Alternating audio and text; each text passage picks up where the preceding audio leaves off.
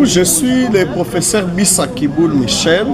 Je suis professeur des universités et j'ai été invité ici à l'université libre de Kinshasa, succursale de Mwanda, dans l'objectif notamment d'animer une conférence sur l'intelligence artificielle dans ses usages au sein de la recherche scientifique, mais aussi dans les métiers administratifs.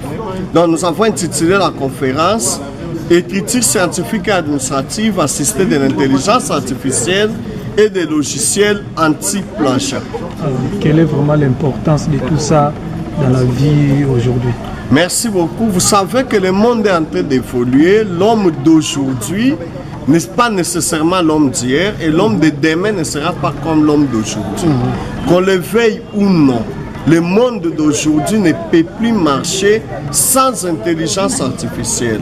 Mais nous devons préparer nos enfants, nos étudiants, les professionnels à utiliser l'intelligence artificielle de manière responsable en garantissant les normes éthiques de transparence, d'intégrité et surtout de lutte contre les plagiats.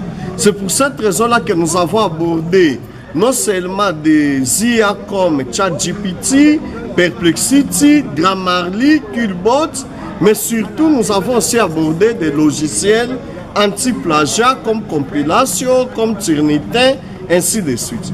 Nous pensons que l'intelligence artificielle aide les professionnels, les étudiants, les enseignants à raccourcir le temps, mais surtout l'intelligence artificielle ne remplace pas votre cerveau.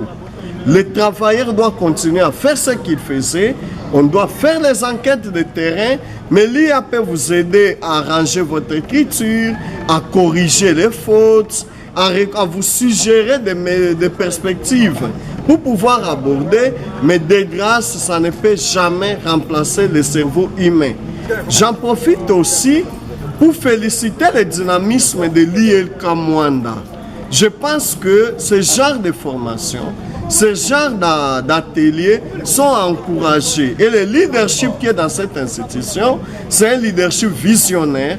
Et nous pensons que les autorités de tutelle, au niveau du ministère de la Recherche scientifique et innovation technologique, au niveau du ministère de l'Enseignement supérieur et universitaire, devraient avoir un regard d'encouragement pour ce genre d'institutions. C'est aussi l'occasion pour nous d'inviter la population de Mwanda à venir massivement s'inscrire à l'ILK Mwanda pour le campus à venir, notamment dans l'objectif aussi de peaufiner la formation post-universitaire, mais aussi les formations de courte durée. Ces genres de formations sont utiles et nous sommes très contents de voir que ce sont les responsables qui sont venus massivement s'inscrire à cette formation. Ils auront des brevets de l'Observatoire de la gouvernance et de l'ILK Mwanda pour que l'année prochaine, nous reviendrons encore ici.